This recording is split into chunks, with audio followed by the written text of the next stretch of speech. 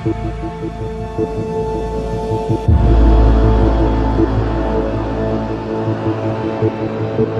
reviewer, welcome to Current Issue. With me tonight, the Special Agent in charge of the FBI, Mr. Steve D'Antoine. Steve, welcome to MEA. Thank you, Wally. Appreciate it. As I understand, you've just been here for a few months. Yes. So can you tell me about yourself, when you started with the FBI, Absolutely. from which state you came, which state you served, and in which capacity? Yeah, absolutely. Happy to. So I'm originally from Rhode Island, low state in New England. Not many people realize where it's at sometimes. So, but it's the smallest state in the United States. Very proud people, very culturally diverse state. I started with the Bureau in 1996, so 24 years. Wow. Started off as professional staff, as a forensic accountant, and working in the Boston division there. So I was fortunate enough to become an agent 2.5 years later. Went down to Washington, D.C. as my first office assignment down there. Okay. Worked a lot of public corruption, government fraud investigations, white-collar crime, financial fraud investigations. Went to the academy to teach as a white-collar crime instructor. Oh. So I was fortunate to go down there and teach our new agents and our analysts, about the Bureau and about white-collar crime and financial crime. Went back to WFO to supervise the public corruption squad in D.C. in District of So you Columbia. spent a lot of time in D.C. I did, yeah. So probably 18 of my 24 years, I think, in the Bureau has been spent in D.C. After D.C., I went out to St. Louis as the Assistant Special Agent in charge for the St. Louis Division in 2014. So through the whole Michael Brown, Darren Wilson investigation, the civil rights investigation, and into that shooting, I was the Assistant Special Agent in charge. Back to D.C. for a couple more years, most recently as the Financial Crime Section Chief. So I had the whole portfolio of the white-collar crime program that the Bureau works, close to 10,000 cases in the FBI of white-collar crime. Did that for a couple years, and now I'm here. So first time in Michigan, never been to Michigan, never visited Michigan. When you are ready to be the director. You've been through everything. Don't tell him that, yeah. You've been through everything, Yeah. You mentioned something that you teach in the economy, the academy. Do you, for example, beside the teaching the FBI and how to act and how to train and all that, do you teach something about culture? As you know, America, and in Michigan too, is multi-part of many ethnic minorities. Yeah. And it's very important for the FBI agent to understand how to deal with different culture. Correct. Do Yeah, you and teach that there? well, I don't think we primarily teach. I'm not sure what the training division teaches now because I've been out of that for so long. We learn about culture. We don't culture is different wherever you are, right? So the culture in the state's different than the culture in Rhode Island is different than the culture in Michigan, right? So I think it's more or less on the job when you get into those specific areas of where you're working. Similar to what me coming in here, right? So I'm coming into Michigan completely different than where all the places I've lived in the Midwest, in St. Louis or in D.C., but similar too, right? So I've immersed agents or analysts, we immerse ourselves into trying to learn the culture. So because the communities who we serve at the end of the day, so we have to learn about the community. Absolutely. Right. So any good agent or analyst or anybody that works for the FBI, for any position, be it culture or for just a topic that we don't understand, we have to do our research. That's the only way you can learn and then be able to assimilate and really discuss and talk to people. How about bilingual? We have, that's important too. I wish I was, but I'm not. It's like I wish I learned another language. But we have agents? Oh yeah. Oh, we have agents and we have linguists that work for the FBI. We have a lot of professional staff that and members of the community here. I've met with a lot of our linguists here. They come from all different types of countries and backgrounds and occupations, and we have doctors that are linguists now that work for us, and they speak Arabic, and they speak Urdu and Farsi and Mandarin and just you name it. There's just different types, and we have French speakers too and Spanish speakers. I mean, you have to because there is multi. As I mentioned, there's all those ethnic minority exist and in large numbers. So you are catered to them. Yeah, you have to. Yep. Yeah. Steve, every 2 years there is changing, and I talk about Michigan. Every 2 years there is changing in your position in the director. Why is that? A lot of people tell me, 2 years and then they leave, 2 years and then they leave. So you mean here within Michigan? Within Michigan, okay. yeah. It doesn't. That's not necessarily the. But that's what have to happened be. in Yeah, Michigan. it happens all over all over the country. Unfortunately, that's just the way the bureau kind of comes in. The way we elevate in the FBI is you go out to the field and you do your field time. You go back to headquarters, and we're trying to continue that mission and the national strategy and the strategy of the FBI and the mission of the FBI. So. Certain areas people stay for a while, in other areas people come in for a year or two. It depends. A lot of times what we, unfortunately, when you get up to the level of an SAC, especially when you're in charge, you're close to 50, or you're at 50 or over 50, and 50 is usually our retirement age. Okay. So, that's 50 is retirement age. 50 is a retirement Wow. age. You have to have 20 years and 50. Mm-hmm. So if you have your 20 years and you hit 50, you can retire at that point. 57 is our mandatory age. So it depends on where somebody is within their career and their walk of life, in their life. Yes. So you might have someone that's coming in so I'm coming in. I'm 48 years old. I got 2 years till I can retire. So I don't know if that'll be that 2-year mark and I retire or not, but I hope not to, because I love what I do and I love my job and Great. I love the mission. So, but it's timing. Because you know So, what, by time you know the community, if it's in we broadcast nationwide. Yep. If it's in New York, if it's in Chicago, by time you get there and you learn about the community, you learn about the other agencies that you work Yep. with this and establish the relation. When you transfer, the new guy have to learn all over for a year or Correct. year and a half. By 2 years, he's out. Correct. You Yep. know. Yeah, and that's unfortunate. Just the way Yeah. that our agency works, in the promotion of going up to the next level. It's so very like, hitting that next mark in your career. To be like, if I went back to headquarters, it would be hopefully in some director type position or whatever over a national program. With your experience, we should. So hopefully, yeah. Let's talk about Michigan. Honestly, I seen you within 2 months. I probably attend a lot of. We attend a lot of events, Yeah, and with many different pocket of the Middle Eastern community. Yep. And I see you in every Yep. event. Yep. And trying to get to the community, to understand their issue, to understand their culture, to be open to them. And that's honestly a great way of building the bridges between your office and them. Yep, I believe that's completely what I need to do as the SAC here in Yes. Michigan. I've been here for like 2 months, and I've been to a ton of different events. Just because, for the external partnerships and with the community and just who the FBI is, I think it's important to break down those walls and those myths and the misconceptions sometimes of who we are. We're just genuine, normal people that live in the community and work in the community and are members of the community.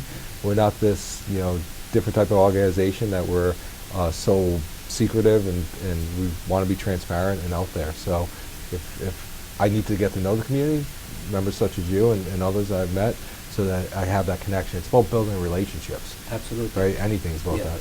So. Steve, honestly, I mentioned to you 15 years ago, going to immigration or going to FBI or ICE is something we fear of it. Because what they happen and they're back home. Yeah. And those agencies, if you get in, 90% you cannot get out. Yeah, So absolutely. Yep. 10 years ago, a group of federal agency directors, they opened their door to the community. Mhm. They got involved with the community. We established the bridge committee. Yep. And and today I see completely different.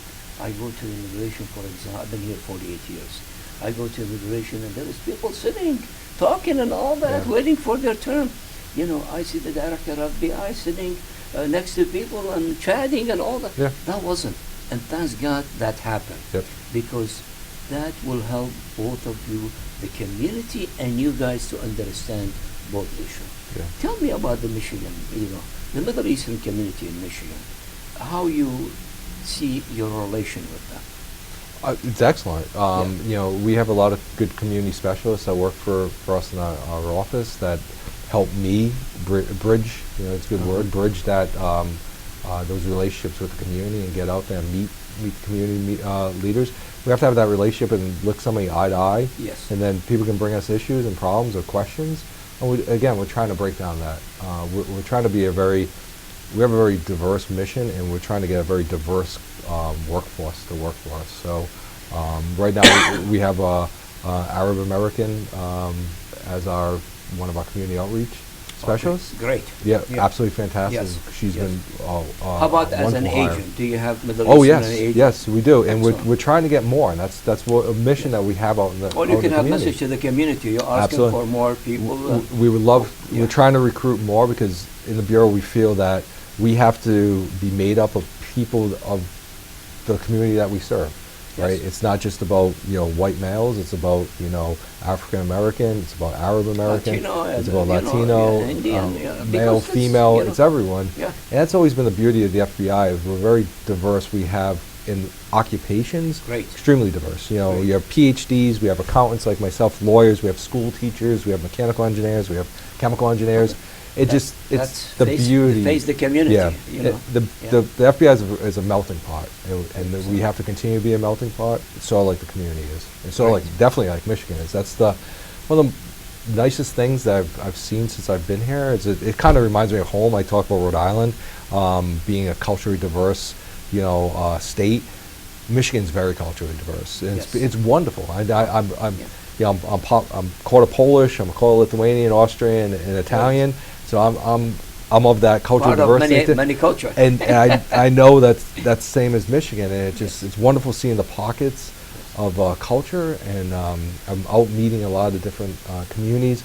I want to learn about the culture, the food. I love food, right? Yeah. So learning the That's the what culture. we bring people for the food. I love it. It's been fantastic. So, but one of those things of just learning that. And one thing I learned from talking to my linguist, I didn't realize, and this is what your question before was about the culture and learning, right, about the culture. Yes. She said Iraqis are afraid of dogs, because I was talking about my dog, right? I have a dog. Yeah.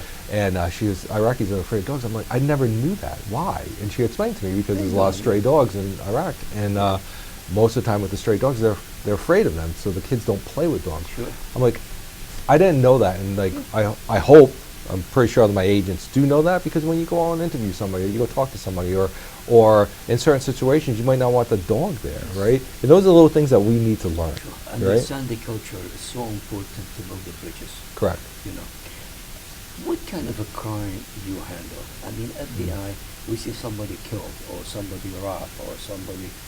What do you handle this kind of crime, or there is a special crime that you have to get involved? Well, so we're a law enforcement agency, and we're an intelligence agency, and we're also a counterterrorism agency, a counterintelligence agency. Yes. So I'll stick with the law enforcement for first. So from a law enforcement perspective, we don't deal with the person being robbed on the street, right? But if there's a group, an organized group, that is doing those robberies into storefronts or on the street or into neighborhoods or whatever, or coming out of state, then we'll get involved in a more complex, organized group, right? From an interstate, the FBI takes a lot of our authority from interstate commerce, right? And that's how we prosecute them through the U.S. Attorney's Office. The drug dealer on the street might be connected to that larger group, and we will work with the locals and state to arrest and prosecute those individuals. Yeah. From a financial crime standpoint, we look at large and small. Public corruption is one of the biggest things that we do in the Bureau, because that's the one thing that our forte. How about trafficking? Human trafficking, violent crimes against children, child exploitation, child pornography, all that. So there's a lot that we do. And then with the counterterrorism mission, national security mission, the counterintelligence mission that we're involved in, we've been around since 111 years, and a lot of times people don't realize that. Especially in the counterintelligence mission during World War II, we were one of the biggest domestic intelligence agencies here, stopping the Axis followers from getting into the United States, and infiltrating the United States. And we're doing the same thing here with some of the other nation-state actors that are trying to steal our secrets. Right? Economic espionage, that's a big thing right now, of other countries coming in to steal our research and development, our trade, which is hurting our economy and hurting our national security. Yes, we spend millions of dollars to create something, and they take it from us and Correct. And we millions out of it. making millions out of it, and Yeah. it might sell it back to us too. Yeah, So that's right. a lot of that. But you hit on the human trafficking aspect. That's a huge push right now. Is human trafficking of And you know what? I'm individuals. surprised, when I heard from other agencies, human trafficking, and they doing lecture about it and all that. Is Michigan a state with large Yeah. human trafficking? Yeah, we have a Comes lot. from where? It comes from all the other states and up around and down through the How about, international comes from lines. Canada too? Yeah, all over. Yeah, I all see. over. So it's human trafficking is everywhere, right? And I Yeah. think people don't. Yeah, but for example, in the border in Mexico and all that, that's by far Well, more. you're thinking human trafficking from a standpoint of like people coming across the border and trying to come into the United States. Yes, Human yeah. trafficking, this is more or less people being used for human trafficking for sexual exploitation. So you have a lot of teenagers or kids that have been exploited and brought into different states by individuals that are exploiting them for sexual Yes. prostitution. Yes. Yeah. And that's And I heard that's a lot of the that's- aspect. That's big here. It's huge, Yeah. yeah. It is huge, and it's everywhere. It's all across the country and all Yeah. across the world. So it's not just about the human trafficking of bringing people across the border to so that they can work in the United States, or bringing them across from an immigration standpoint. Yes. It's more or less for the trafficking of human people, I see. bodies and stuff like that. And a lot of it's teenagers and young girls and young boys, which is just deplorable. That's So, very sad. yes. Do you work together with the other law enforcement? Mhm. I mean, is there good communication Yes. with you when something happens? Do you have? I know there's a committee that cover all of you. And Yep. Tell me about No, it. absolutely. We have a great relationship with our partners here, with our law enforcement partners, federally and from the state and local. So a lot of the state and local Yes. agencies sit with us on task forces. We sit with them on task forces. So it's just this constant flow of communication and resources. So we have a great relationship here with our partners in the state and the federal level. So. Great. Yep. Let's talk about the Middle Eastern community in Michigan, and because there is large concentration, and the public, whatever happened, if ISIS or somebody crazy did something criminal, Mhm. from the Middle Eastern community, right away affecting the community in Michigan, Yeah. because the concentration, Yeah. when they go to for example, to Dearborn or the east side, they see all heavy the concentration of the Middle Eastern community, and they give them a different look. You are the person, you are the people who commit this crime. Yeah. How you see that? How we can tackle this? And I know it's your main job, honestly, is to protect us Correct. from terrorists. Yep. Because and other people think the other way. We are the terrorists, Yeah. and they fear of us. Yeah. What do you do to educate the community at large about this kind of crime? So we try to get, again, it's the community outreach that we do. So it's an Yes. awareness and it's an education too. It's not just about awareness, but the education of all communities as to what we're seeing out there and what the crime is. So it's those bridges that we're trying to, Yes. and that communication back to us if there's a problem. So our main mission in the FBI is to protect American citizens and uphold the Constitution. So if there's things that happen in the community based upon other crimes being committed someplace else in the world, and it's a civil rights violation, we need to hear about that, right? Because we're It's there to not protect even- the civil rights of the Not even. individuals. See, the media play a major role Yeah. in making it happening big and all that, and blaming the whole community, Yeah. which is a crazy individual, a criminal. And you know what? We asking you, if you see any criminal in the community, to take him out of the community, because sooner or later he will hurt the community. Correct. We asking you to do that. Yeah. But you should reach the outreach person should reach to the media in general, Mhm. and explain that the community here, there's no active criminal activities and all that, and we have a good relation with them, and we see them that working with the Yep. with the federal agencies. Well, and that's what I'm trying to do here, right? So it's like talking to someone such as yourself to let people know that we are out there educating the community and trying to get that message out there that it's there's actors in any community. There's bad actors, right? Of course, the So- good and the bad and Yeah. even ugly. Yep. But and this is honestly, Steve, why you bring the head of federal agency to introduce into the community. And when the community see the head coming and talking to them and try to reach them and all that, they feel very comfortable. Yeah. And ask them that if you want to work with us, if it's FBI or immigration or ICE, Yeah. that give them the comfortable. That give them, you know what? Yes, let's work together with them. And this is how you avoid any problem before it happens. Correct. Yep. Yeah. Tell me more about any, after you for 2.5 months with the community and all that, what do you like to see more from the community? More of that. We're talking about more, Michigan. more, I think, of the communication back, right? I think we're doing a lot of education and awareness and going out there, but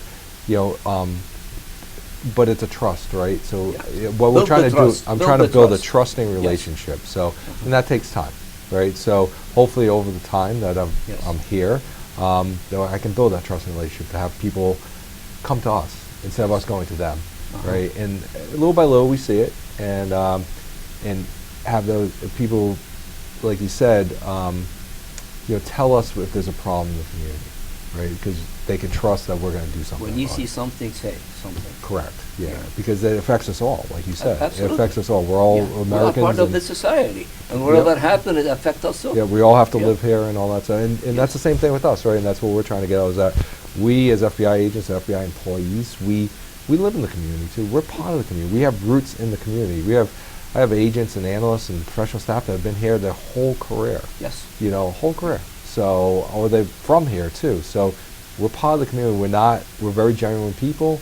We're not what you see on TV. Yes. And that's just the thing. It's trying to break down those myths of the TV shows that you see out there and who we are. We actually do have a sense of humor, and we're actually, fun-loving people. So, trust us. We want to build that trust. And honestly, Steve, the community appreciate that. Yeah. Appreciate you coming to them and trying to understand their issue. And this is the main important issue that between the FBI and any ethnic minority or the community at large. Yeah. To do that trust, Yep. to bring that trust between them, and to open the door. Yep. And then we open the door. There is communication. Yep. And when there is communication, you avoid any problem to happen. Right. Yeah, the one thing what we're trying to do is I know culturally there's like the opioid crisis, right? We have a huge opioid crisis. Can you talk about it, please? Absolutely. Because honestly, I know the whole community at large suffering from that, but it's become a very important issue to the community. Correct. And why you guys, the federal agencies or the law enforcement, tackling this issue? We know there is a drug dealers. Okay, we know there is young people selling drugs to the young people. Yep. We know they drop the price and they add more to it to be stronger, so they could have addicted. What's your role in this issue, and how are you tackling it to save our children from those criminals? Yeah. So what we've done is we've taken a very a pointed approach of going after the prescription drugs, right? We go after the drug dealers as well, selling the fentanyl and the heroin, but we're also going after where it starts, in a sense, and it starts with the prescription drugs. Exactly. And it starts with the overprescribing of prescription drugs. And some of those become drug dealers. Correct, and that's the the progression there of that. So what we've done is we do law enforcement action for a lot of those criminals that are doing that, doctors, pharmacists, nurses, practitioners, whoever, the recruiters that bring these people in to get those prescription drugs. We go after the drug dealers that are selling the heroin, the fentanyl, along with our partners, right, DA, HSI, and everyone else, and HHS. But on the other side, we're trying to do an awareness campaign too, right? Because it is the young people, right? Yes. It's those kids that are in middle school and high school that are getting the drugs somehow, some way, either from their parents' cabinets or from others, and we're seeing that as a problem. They see it as, Joe, this is just a pill, no big deal, I'm just going to take it. But that leads to heroin abuse, and it leads to fentanyl, and it could possibly lead to a lot of these overdoses. So it's gradually. Correct. You end up with the strongest, and then you die. Correct. So we have a campaign called Chasing the Dragon. It's a documentary out there that you can get on FBI.gov and watch it with your family. It came out, I think, 4 or 5 years ago. We continue to promote that. We're going out to a lot of the community. We're offering it to the community. Agents coming out to talk to the community and talk to young people. I've done it several times when I was in St. Louis. If you can save 1 or 2 kids out of that group that go, maybe I won't take that red or blue pill. And then, because everyone has there's a possibility of addiction in all of us. It's all about who we are and the addictiveness of our genealogy, I guess. It doesn't matter. It's all walks of life. It doesn't matter who you are. You can be addicted to this drug. And the community, before they were protecting the kids, even if they take the drugs, because of the culture. Now it's become honestly and open. And if the parents see the kids are taking drugs and all that, is it okay to call you, for example, and to get involved and stop the people who selling them the drugs? Correct. Yeah, we want that information. We need that information. That's what I'm talking about. That communication back to us. Do you have that trusting relationship? An office within your office to handle that? If somebody calls? If they call the main office, they'll get to an agent, or they'll get to somebody in our... Because that will be great help to the community. Yep, all that information comes into us, and then we'll triage it and look where we can make those connections. But that's the information that we need, right? If it's a local drug dealer, like right there on the street or whatever, call your local police. They're going to be able to act faster than we can. But if it's other things that are involving these drug dealers or doctors or organized groups, we definitely want to know that stuff. But it's a taboo. I think in a lot of cultures.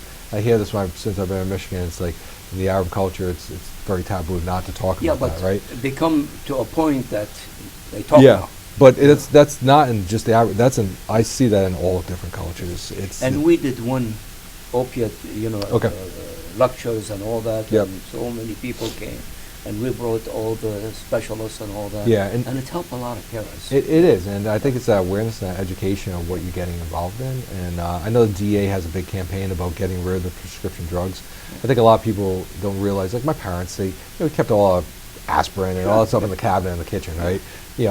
Mom goes to the hospital or whatever, or she has a surgery, she has, prescription drug in the cabinet. Well, that stuff's there. It's there for the taking for the kids. It might have been there for years, right? But you need to get rid of that stuff. You're not using that Percocet or the Oxy or whatever. Get rid of it. And so the DA runs a big, campaign, I think once or twice a year, in which you can bring it to the DA or use these bags, bring it to sponsoring companies and get rid of those prescription drugs. Get them out of your cabinet, because where they're going, they might be going to your kids, or your kids might be giving it to somebody else. I heard it from a real estate agent. He took people to a house. He took so many people. But then the owner of the house, when they went to the cabinet and saw all the drugs is gone. Imagine how much they trying to get those. Correct. And why did you need those still in there? Just get rid of them. The doctors, if you need them, the doctors are going to prescribe them and get them to you. So. Well, Steve, thank you so much for coming here. Hopefully we get you many more times. Absolutely happy. And please, if you have any issue, if it's related to the community or the Middle Eastern or the community at large, we are ready here to get your message to the community. There is about over 450,000 in Michigan, but we reach the whole nation. And the information you give is going to help other states too. So thank you so much for coming. Thank you. Well, I appreciate it. We'd love for a big recruitment event that we're doing. People to come in from all walks of life to get really your message to them, and and we help a lot. FBI is a great place to work. It's a great job. It's a fantastic mission, and we'd love for people to come work for us. And they are proud where they work and proud what they do. And we are proud of them. Yes. Yep. I see it. So thank you. Thank you so much again. Thank you. Dear reviewer, that was my interview with Steve D'Antuano. Honestly, thanks God, the federal agency in the past 7-10 years been open to us, been coming to our event, talking to us. And I see Steve, only 2 months here, and I see him in so many events, and he's part of the community, talking to organizations. He attends a lot of events or lunch meeting with the organization, so he could reach the organization and the whole community. So please, when you see him, thank him for him too, because they are protecting us. FBI, it's not the FBI, back home. No, the FBI and the immigration and the ICE, their job is to implement the order that's coming from Washington, and that order is to protect the community. If there is a bad person in the community, we ask them, and the police ask them to take him out, because this person, he might hurt us too. We are the one, we are part of that. So again, thank you for watching us, and thanks every agent from the federal agency, especially from the FBI. Shake his hand and tell him thank you for protecting us. Good night.